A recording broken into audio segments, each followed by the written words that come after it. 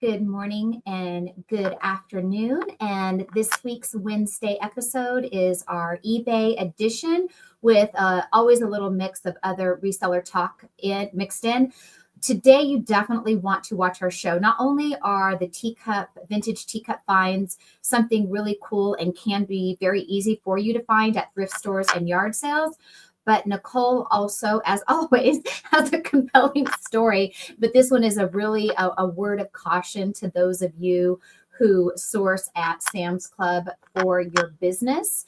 So make sure that you stay tuned for that. If you're not interested in the teacups and you're watching on the replay, then go ahead and fast forward because we will be talking about a big Sam's Club scandal. So that's why today's topic is spilling the tea, not only for teacup value, but for for things that sometimes we're afraid to talk about. So good morning, Heather. Thank you for joining us.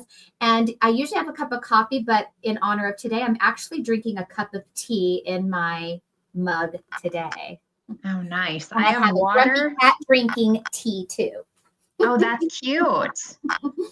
Millennial Money Mom. Welcome Hi, in. Sam. Haven't seen you in a minute. I hope you're doing good. Hi, Heather.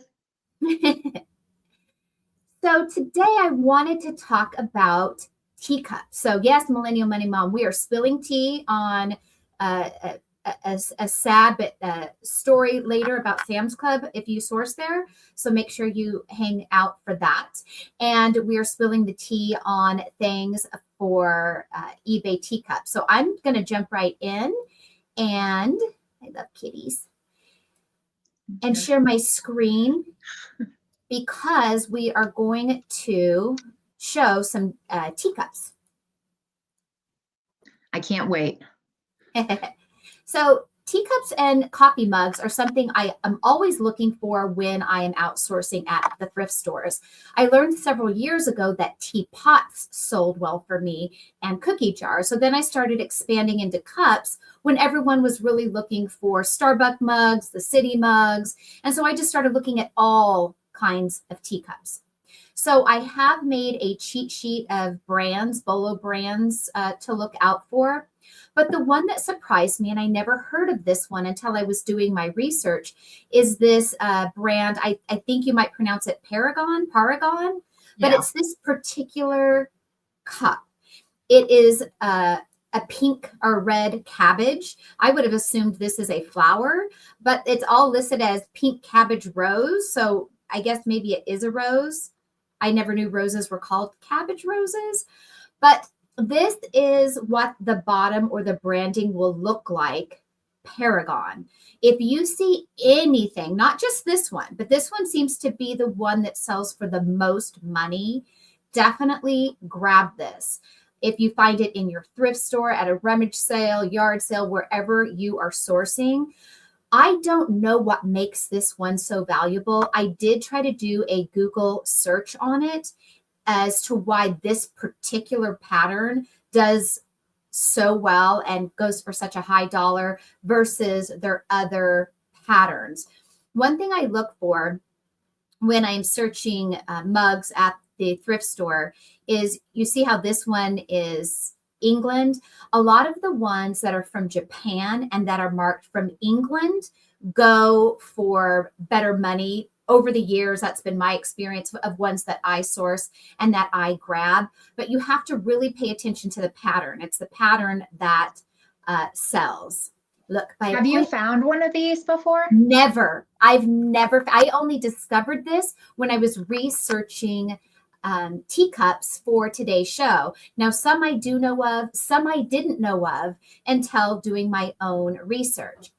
One thing I like to pay attention is when I typed in, this is very basic, I typed in vintage teacups.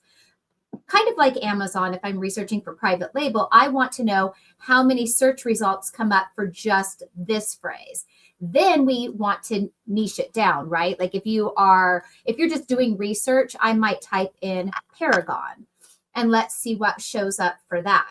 And I have this also sorted from the highest price so we can see what things go for big money. Now this is Paragon, but as you can see, it's a different pattern. Here's another one that's all pink. I love that. Yeah, me So too.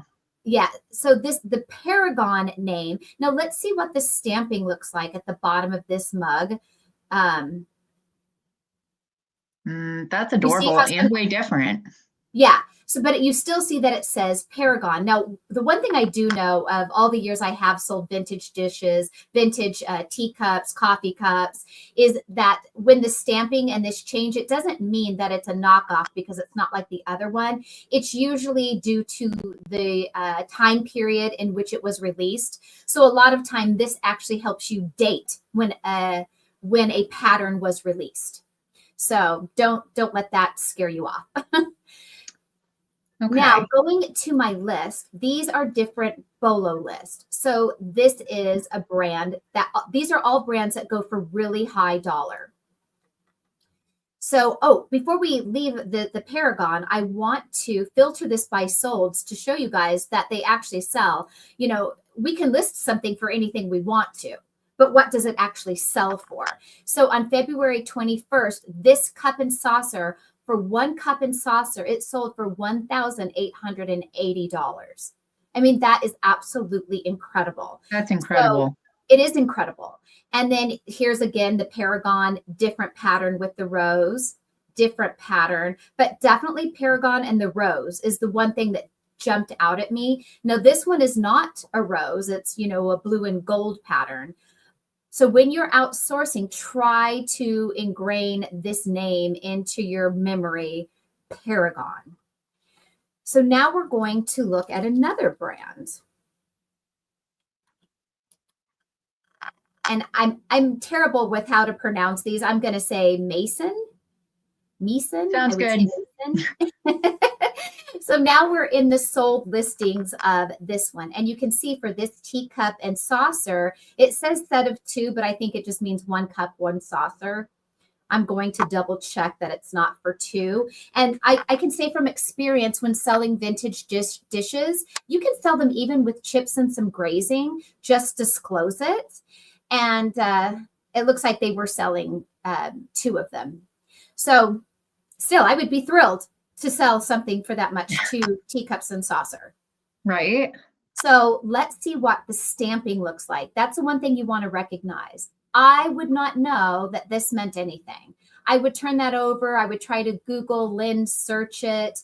And as you can see how it looks like it bled here, it's faded out over here, faded out over here. I want to let you know that that does not stop these from selling. It doesn't mean that they're knockoffs. This is very common with vintage dishes. So this is something, this Mason, that perhaps this is what their logo looks like. It is not this name on there. Now, I'm not sure what this says. I can't. Oh, it just has the numbering on there. Let's look at a different one and let's see if that logo still looks the same. Here's a different pattern, a different cup.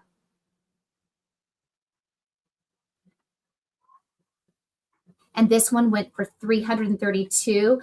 And this one has a typical, like Chinese tea look to it. This looks like a dragon to me. Yeah, it is. And same. So it just looks like two swords. I feel like I'm drinking my tea all wrong. Like I'm missing out on something. In an expensive cup. Yeah. Mm-hmm. Yeah, so I think this looks like two swords. So that's what I believe this logo is on this brand. So you wouldn't even be knowing that you're finding this Mason brand unless it had the two swords. So these are the things that we want to keep in mind when we're outsourcing.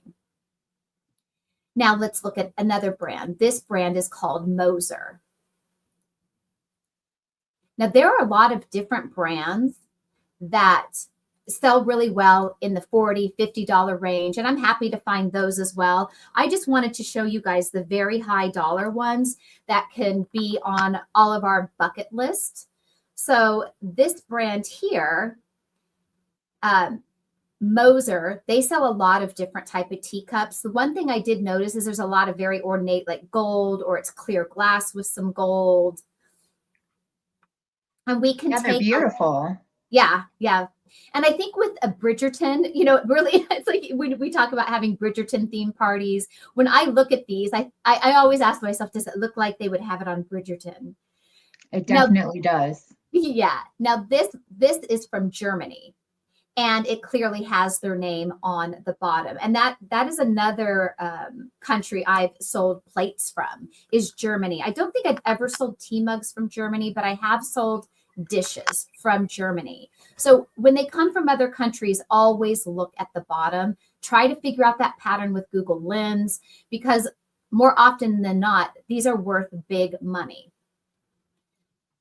So we don't spend too much time on each one. This is another brand, Ainsley. Why can I not just copy here? Okay, so we're going to look at Ainsley. So Moser definitely looks ornate and gold, or gold on clear glass. Oops. Oops.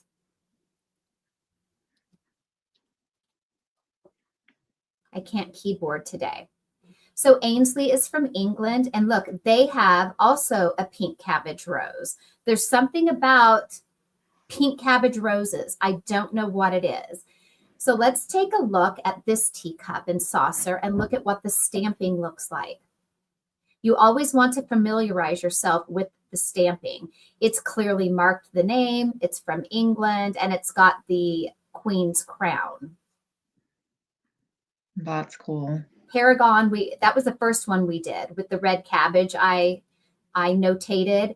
And this brand here, Royal Copenhagen, I did put here in parentheses, this particular pattern seems to be the one that sold for really high dollar. Each one of these brands of teaware will have many patterns, some fetching high dollar, some not as high dollar, but usually I'm happy with it. If I were to sell a teacup for $25, I'm thrilled. But I definitely like to familiarize myself with the stampings and the markings of what I'm looking for. It does help you, as you know, when you've been outsourcing things you're familiar with, you just kind of know right away, like, oh, I'm familiar with that pattern. I'm familiar with that stamp. Now, yeah, this is really interesting because we have a store by us. They get donations, and different non-profit, well, I can't say they're all nonprofits, but like different, like one weekend the music boosters will work the store, and anything that's donated and sold that weekend, the money goes to them. And they have tons and tons of like kitchen and like dishware and records and books and clothes and everything in there. And this just makes it kind of fun and interesting to like flip all those teacups over. Like, oh, that looks like an old teacup my grandma would have had, right? Yeah. Well, it looks like an old teacup your grandma would have had. Look it up. Just because you wouldn't want this cup. Like this does not appeal to me in the least. Now, this one is only listed for $21, but if you found this at a yard sale for $1, $21 is great. And it looks like they sold all 9 that they had. And this is what their stamping looks like. So this Royal Copenhagen is from Denmark. And if you notice, the other one that I had showed while you were talking also had this like little, looks like water waves. And this looks to be numbered. Maybe it was 595 out of 9067 that were released. I'm not really sure. But keep that in mind. And again, another country. Now, these are always super interesting to me. I am not familiar with coffee mugs with the Chinese lettering on them. And of course, I live in a city that has a lot of Asian people, particularly Chinese people. And I happen to live in the Chinatown area of my city. So finding Chinese things in my thrift store is not unusual. But you have restaurant, like, run-of-the-mill Chinese teacups and restaurant type of bowls and dishes. And then you have things that are worth a lot of money. And it is hard to know which ones are and which ones are not. So I found this one interesting, this China, I don't know how you pronounce this, King, I'm going to call it King Dynasty. I'm not really sure how to pronounce these. Sounds good. These were very interesting and for how expensive they went. Now, these are quite beautiful, and they kind of remind me of like these mini urns is the way that they look to me with these little lids on them. but I wanted to check the stamping on these. And I did a little research. I forgot to save the screenshot on this computer, but it was something I found very interesting. It's the stamping on the bottom. Of course, I don't see the stamping on, does this have stamping? It does on the bottom of this cup, but it's not like the others that I looked. Bear with me because I want to pull up one that has the stamping that I researched. What was so interesting, the stamping looked like a box like this. And so each row, you would have to Google search it because I doubt any of us can read Chinese unless you speak it and read it, but most of us will not. And the row had to do with what the emperor was, what the year was. And so each box explained what that was. So that's how you know how to date it and what dynasty it was from. And so I found that super interesting. So if you see these, if I saw this type of stamping and I was at a thrift store, I would just think it was, your typical, made in China for the restaurant. It would mean nothing to me. Now I know that that is in fact not true. And maybe we can revisit this and go to a Google search because the screenshot is on my other computer and I found it fascinating. Now, Ralph Lauren and even Hermes, brand name, what we associate with clothing designers, can have dishes and teacups. So if you find even just Ralph Lauren drinking glasses, those are worth big money and they're just clear drinking glasses. The indicator is that they have the signature RL in the bottom of the glass. So sometimes people will overlook that at a thrift store, and those are worth big money. So these are also quite valuable, a Ralph Lauren teacup. This is similar to the drinking glasses. It has their signature RL on the cup, you see there. So if you see this RL, it's not somebody's monogrammed teacup. It is for Ralph Lauren. So that one is a bit easier to spot. But this Ralph Lauren mug that has floral pattern on it, I don't think would be necessarily as easy to spot, yet it's pretty. And so we might pass that up because we live in a microwave era and we think, oh, people don't want that because of the microwave. You can't put that in the microwave. But turn it over and make sure that you see what the stampings are on the bottom of these cups. This is one of my favorites. It's modern. This is not vintage. It's Mackenzie Childs. When I worked at Bellagio, we sold Mackenzie Child in the gift shop in the Bellagio garden area. And a lot of celebrities have Mackenzie Child teacups on their stoves, like on the reality shows, like the Kardashians. They always have this signature checkerboard pot. Most of their stuff is the black and white, like this right here. And Mackenzie Child always sells for good money. If you can find the Mackenzie Child teapots, that's a guaranteed sell. If I do teapot, the Mackenzie Child teapots always sell, always. And they're super cute. They're very Alice in Wonderland looking to me. So if you ever run across one of these, grab it and then send it to me because I've always wanted one. I was just thinking, I was like, if I ever find one of these, Tina, I will let you know. I love Mackenzie Childs. Love. Okay. Now we are going to look for, Mackenzie Child, they sell Christmas ornaments, anything Mackenzie Child, grab it. Okay. Royal Albert, not to be confused with a Prince Albert. What's a Prince Albert, Tina? I'm not explaining it. So Royal Albert is another teapot, teacup, dishware line that really goes for high dollar. We're going to look at the bottom of this teapot so we can see what the stamping looks like. Most all of them say the name, except for the one that we looked at today that had swords instead. And this one is called Royal Albert, Alberta Rose. This is a very ornate bottom. I don't know that that's customary on all of theirs. Let's look at, there's a lot of teapots, isn't there? More than there are the teacups or the whole set. You have teapot in the title. Oh, is that? Oh, because I saved it that way from Mackenzie. Yeah. That would explain it. Because earlier I had teacups. So England, definitely another England one again. So look up all of those England patterns. Use your Google Lens when you're in the store to find that particular pattern. Just because it's that brand doesn't necessarily mean it's that pattern is the desirable pattern. And then you can narrow down your search. How we have the 697 in the solds for Royal Albert. You then want to check it against how many are in the active so you can know the sell-through rate. And you see there's over 2,000. But this is just a Royal Albert teapot.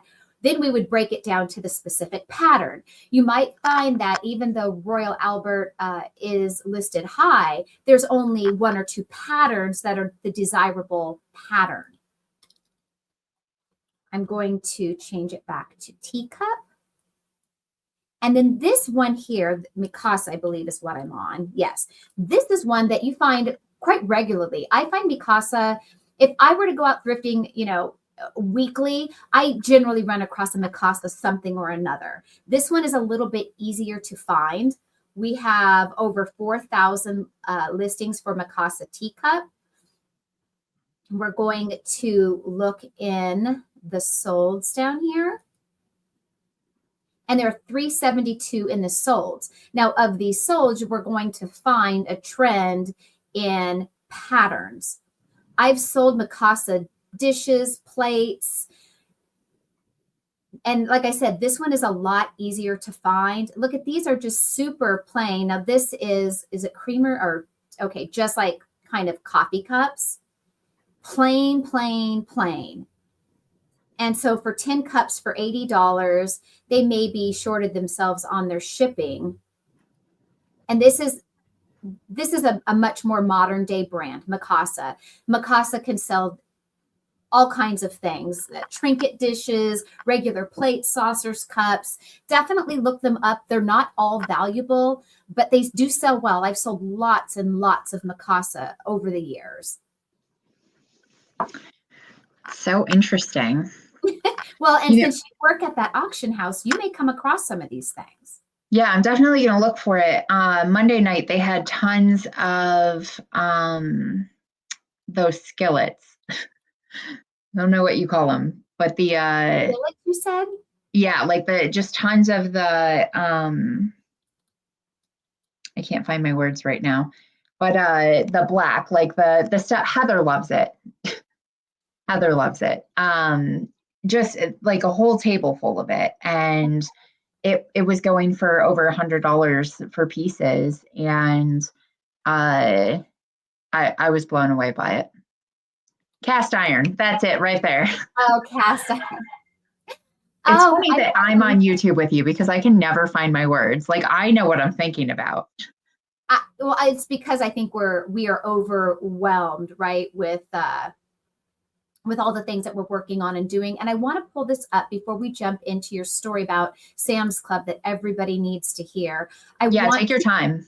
Yeah, I want to pull up this dating for the Chinese cups that I told you that I thought was so interesting. So you see the blue area is the dynasty. The red is the emperor's name. And then the green is who made it. What these are down here. So when it's that block, this row is the make, the emperor in reign at that time, and the dynasty. And so I thought that was super interesting. I had no idea. Yeah. So that's where we have to have Google Lens unless you are fluent in reading and writing Chinese. It looks like it would be really hard to read and write Chinese. Yes, it would be. Yeah, so those that learn it as a second language, it's very impressive. It really is. That's incredible. So that's all I have to share on the teacups. That was me spilling the tea on tea. And now you can spill the tea on your horrible experience with your Sam's Club story. And you've come to find out that you are not the only victim of this.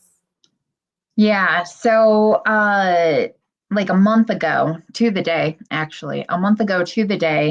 I got a phone call from Sam's Club, but I didn't answer because I wasn't 100% it was Sam's Club, and I never answer calls I don't know. And I figured they'd leave me a message, and nothing happened. And we're out running errands. We came home, and I had a Whatnot show scheduled. So I went on to my Whatnot show for a few hours. And when I got off the Whatnot show, I checked my email, and I had an email where my email had been changed on my Sam's Club account. And they thanked me for my in-store order. And then I had a replacement order. And I was like, what's going on? So I went to my phone and tried to log into my Sam's Club account. It didn't work. And so I called Sam's Club. And they took my membership number, and they were able to help me regain access to my account. And when I did, I realized that somebody had used my rewards, my Sam's Club rewards, in store. They had made a purchase, and then the overage above my rewards, they paid with their own credit card. And they had bought things like in bulk. They had bought like 12 of one item, 6 of another, 30 of one. It was weird. I was like, who needs, 12 things? That I love M&Ms, but who needs 12 of them, right? And so they took an order of mine from December, and they requested a replacement of the items. And so Sam's Club was happily going to send them 30 of an item that I had ordered. And I'm like, what do they need 30 of these for? And so I got everything switched around back to my stuff, obviously, updated that password and everything. And but I thought about it, and I thought, it seems to me like they were able to get help getting access to my account somehow. And that's really concerning. And there is no, as far as I can tell, like a 2-step option on Sam's Club. If somebody finds it, let me know. So I was a little weirded out by it. And then a couple weeks later, Casey met with me, and we were doing a big haul, or our big road trip that we talked about last time. And I had to order my like protein shakes or whatever. So I get in my Sam's Club account, and it's like, what address do you want to send it to? And I pull up this address, and it's not mine. It's this person's name and their address, as well as their phone number. And I'm like, Casey, let's call this person. And so she happily dials this person's number, and they answer. And I'm like, hey, is this James? Like, we look at each other. We're like, oh God, this person's answering. And he's like, yeah, I'm James. And we're like, what is your business with Sam's Club? And he answers us again, and he says, oh, e-commerce. And I'm like, okay, where do you sell at? And he says, Walmart and Amazon. And we are just floored. The one that he's answering these questions. For you, right? That you just call him, ask who he is. It's like yeah. So we end our call, and I think we asked him too if he got his replacement order. We end the call, and I'm like, this is so weird. And she tells me that she had been hacked in her Sam's Club account last year, and they had placed replacement orders. Later in that day, our friend Heather shows up at my house. She also last year had been hacked on her Sam's Club account. I can't speak exactly to what happened with her situation, but I was like, oh, there's a trend here. First of all, we have 3 resellers from across the country sitting around one kitchen table, all experiencing the same thing in the last 12 months. And I'm like, there's got to be more. And I was really hesitant to say anything about it. So I wrote up my whole experience. I did send it to the FCC. I was like, here is this person's name. Here's their address. Here's their phone number.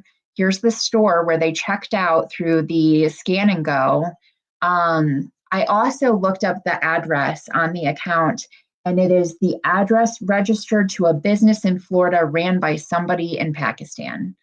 And so I gave all of that information to the FCC.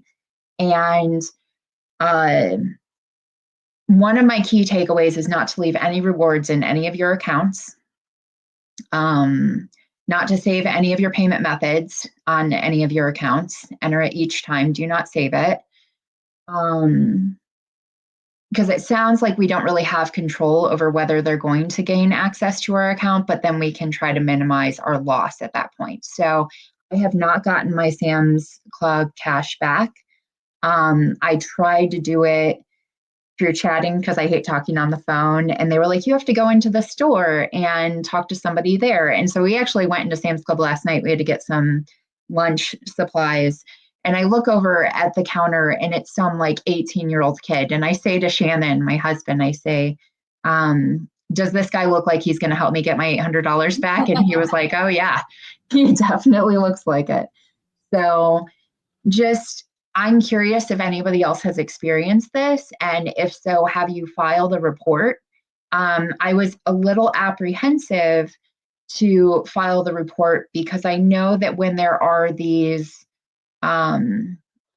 groups of people selling stolen goods, because that's what's happening, they're stealing, my money to pay for their goods that apparently they're selling on Amazon and Walmart. The good sellers get caught up in that situation. And, so I went back and forth about it. And actually the whole story just makes me feel really gross. It's really quite a violation of, my personal life, basically. Being robbed. And what I'm wondering is it shouldn't be hard for Sam's to give you back your Sam's Club cash, because clearly your account was hacked. And even at their negligence by allowing that to be changed. And what is even more gross is the person who did it is wide open. They use their own credit card, their own address, their own name. Mm-hmm. And so it should be super easy to hold them accountable. Absolutely. Yeah. And so I would definitely, I know you don't want to talk on the phone, but I would definitely call into Sam's Club headquarters. And that's what I would be doing. And so with the FTC, you write them, but is this an online email? Is it a sent letter for them to sign? How did you go about contacting them? Yeah, so you file a report. If anyone's ever affected by fraud, you file a report and you send it to them, and then they're supposed to get that to like the proper authorities to try to hold people accountable. And they can't give you any info on what ends up happening. But the other thing that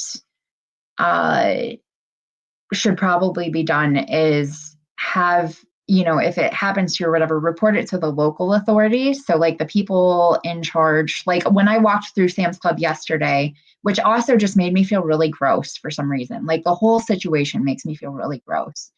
When you're walking through that like checkout and they'll like scan your stuff at the end to make sure you have what you have in your cart, like there are cameras there.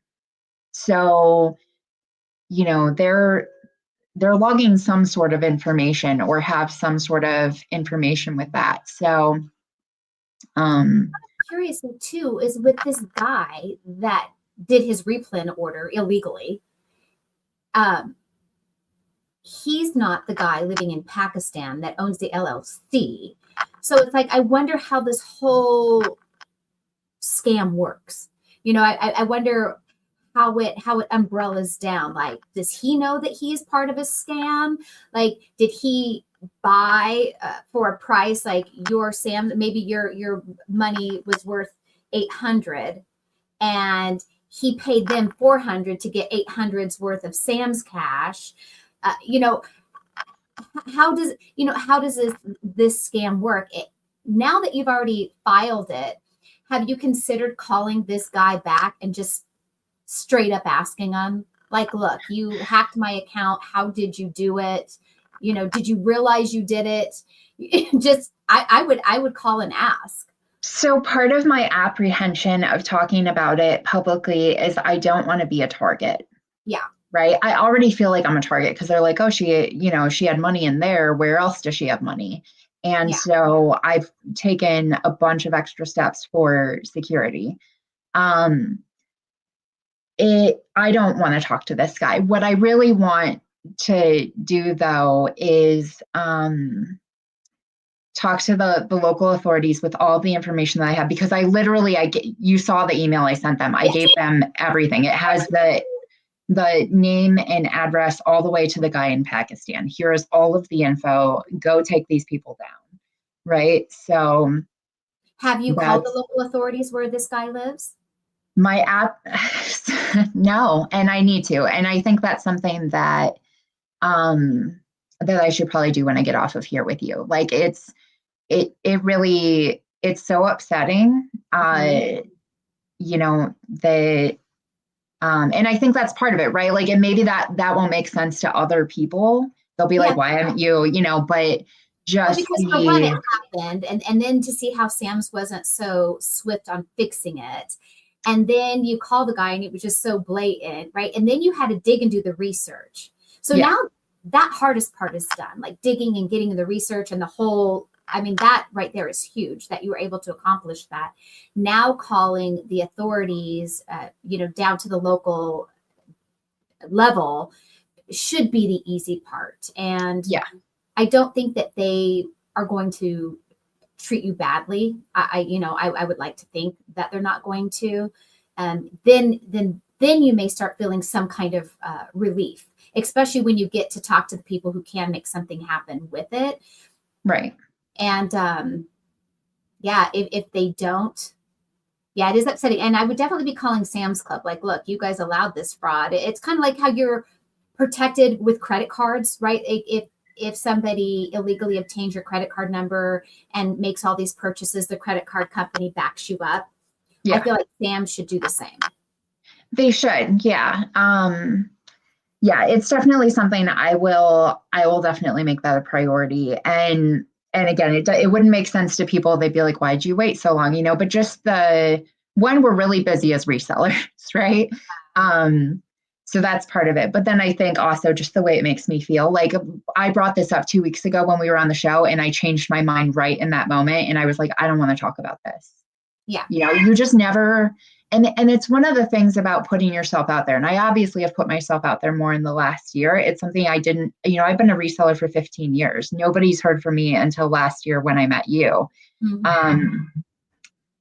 So there's, and there's a sense of privacy there. And there's a sense of, wanting to protect yourself, because not everyone's going to like you. Not everyone is going to, there are some strange people out there. Like, right. How do you walk through a store? People who watch us, who like, our honesty and how we keep it real, and messages like this help protect others. A lot of people might think, wow, maybe I should be changing my Sam's Club password because I've had this particular password for quite some time, or whatever. I think every single one of your accounts needs a different password. Their account had been hacked once too, and they didn't realize, it was associated to me being a reseller. It was just some random act of, somebody getting into my account. But the fact that you already have 2 other reseller friends who've experienced this too, something seems to be going on there. Yeah, for sure. And they're not even, as far as I can tell, big Sam's Club sellers. So like, how are we being targeted? Is it that our information is out there on these sites, for like transparency? But, I remember when that happened, when they were like, we're going to put your name and address and everything out there. Everybody was upset about it. Yeah. People trying to get PO boxes and right. Yeah. It's a pickle. Just yeah. It's very frustrating. And I get your, it is the way you're talking, and I know this is a really extreme comparison, but it's what it reminds me of, is a woman who's been violated, and in the worst sense that women are afraid of being violated. That's how she feels. It's like she's afraid to say anything, or you're afraid that they're going to come back and do it again, or you're afraid that they're going to say, well, how were you dressed? Were you acting a certain way? Right. It's like you get afraid of like, well, what did you do wrong to cause that? It's the same type of fears that come up. And, it's not like you did anything wrong. They did something wrong. And and it's like, you feel like, okay, if I call this guy and personally call him out, is he going to, come for all of my other accounts, right? It's like, and it's like, where do we draw the line in living with fear? And yeah, and that's something that, yeah, I'm talking to myself, right? Because I had got my Amazon account deactivated, as everyone knows. I got it back, and now I've had it back for about as long as I lost it, maybe a little longer, and I still feel fears with it. Yeah, Right? that fear is real. It's It may very not be real. logical. It doesn't have to make sense, but it, and it definitely is in your situation. Like I totally empathize with that. Yeah. It's crazy. Yeah. And Millennial Money Mom says, I use a password manager because of Lucy and I can't live without it. And yeah, those are really good as well, especially when you use those really long encrypted passwords. Yeah. And because none of us can remember that, right? And so Right.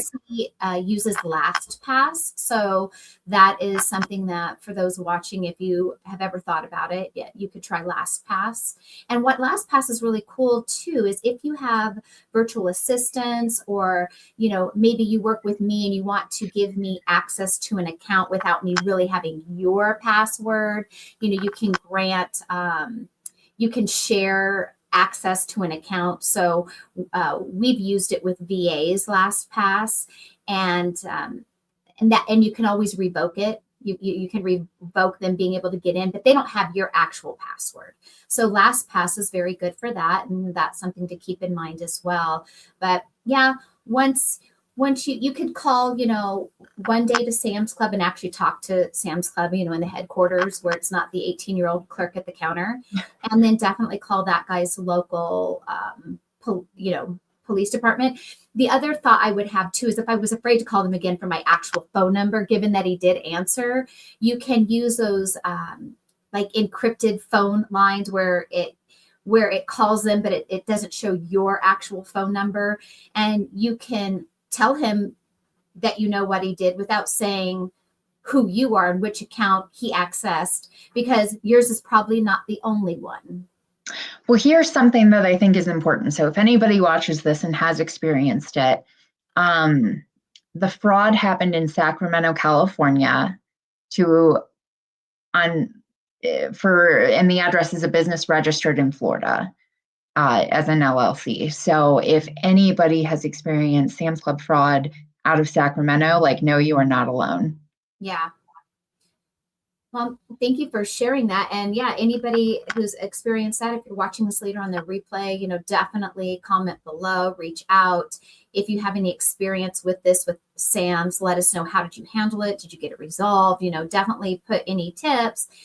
And as far as the earlier part of the show, if you decide to find, source, or get a good teacup flip, make sure you share that in the comment below too. Don't be sad. It's interesting because you gave that perspective of, people will be like, well, why didn't you say something? That really is I hadn't even thought about that. And I'm like, oh, this is exactly what's happening. It's different. Like you said early on, it's a violation. And it's like, I can see how upset you are. It shows in your face, which of course is why I'm trying to change the subject and be lighter. I'm holding myself right now. I'm just yeah. And it is hard to be vulnerable, publicly. And that's how I felt when I had got deactivated and I made a post. A lot of people weren't talking about it, like they were ashamed, they were embarrassed, people follow me and it's like, how can she, why would I listen to her anymore? That's how I felt. But I thought, look, this happened and I'm going to tell you about it. Yeah. You have all the feelings when, and they're all valid, fear, anger, all the things, when it happens. And it's happened to a lot of other big, I'm not big on YouTube. I don't mean to say that, but I'm saying it has happened to big YouTubers, my Amazon guy who's big on YouTube, Chris Grant, all of these people have been deactivated and in trouble. It happens to any of us, even those of us who feel like we are very well versed in all things Amazon. Right. Yeah. It's, the apprehension that you have with Amazon and stuff and some of mine or whatever, there's a reason for that. It wasn't how it always was. It's, you see these, terrible stories and you're like, oh, well, I want to prevent that from happening. And then, sometimes you take that too far, you won't touch certain products. I remember, doing Amazon, and my husband and I would go in the store and we'd scan everything, and anything that was profitable, we would buy. And then there came this point where everything my husband was scanning, I was like, that brand's no good. Like, you'd find you'd make up reasons why you couldn't sell that thing anymore because you were so terrified to do it. It's Yeah. crazy. And in eBay, that's why I love eBay. And you can get in trouble on eBay. You can lose your account anywhere, but eBay just feels a little bit more free. Yeah. Yep. Speaking of eBay, I should share what I did this morning. I got up, I made my coffee, I sat down, and I always send offers. It's the first thing I do every morning. And so I click on send offers, and it's like, send 246 offers. And I'm like, okay. And I hit the 5% minimum, but I double hit that 5. So I sent 200 offers at 55% off, panic mode, right? And right away, sales start coming in. And I'm like, how do I get this down? So I'm searching, like, can I take everything down all at once? No, you can't. Like, you can do 200 at a time. So I put my store on vacation, which doesn't really matter because if you set an offer, it's going to go through anyways. And they can buy it on vacation. They're just going to get it later. Yeah. So I took everything down, all 3,500 listings, and then I had to re-upload them in what I took them down in 200 increments, but then I was able to re-upload them, I think, quicker. Oh no, it was in 200 increments as well for that too. So it was the same both ways, but I just did sell similar. So I sold similar on all of my stuff this morning. So sales should be popping. Give your eBay account a nice boost because it looks like you just created a lot of new listings. So you may end up getting a whole bunch of sales with the right price just because of that. Yeah. Yeah, so I had 5 sales come through. I do the offers. I just do it once a week on the weekend. On one day on the weekend, I just send out offers. Oh, but nice. I don't have as many listings as you. You have more than me. It's I couldn't believe it. It's always one of those things in the back of my mind. I'm like, don't do that. But I hadn't had any coffee. I had just woke up, and I'm out here, giving people $300 items for like $145, and they're all pumped about it. So after I got them all up, they Casey, it took me about 45 minutes to fix. Like it definitely sucked. It was not what I wanted to do today. I had a lot 45 minutes isn't that long in reality. However, the panic that you were feeling that entire 45 minutes is enough to wear a girl out. Yeah. I was like, this is not how I needed to start today. Today was going to be so busy. And but I actually handled it really well. And then I had 5 orders come through. I was like, man, I hope all these people are sleeping. No, they were like fresh and ready to like be buying some items off of me. And so did you have any that were really bad that came through that you? All 5 of the orders I had. Oh, so it was only 5. It was only 5 orders that came through, but they were all high dollar ones, I bet. One of them was like the one that talked to me the most. It was like a $15 item. It shouldn't have even been listed anymore, honestly, because we're not really focusing on that anymore. Yeah. Got it for like $7, which is what it was going to cost for me to ship it to them. And she was the one that talked to me the most. And but I canceled the 5, and I had mixed reactions. I had one lady who was really upset.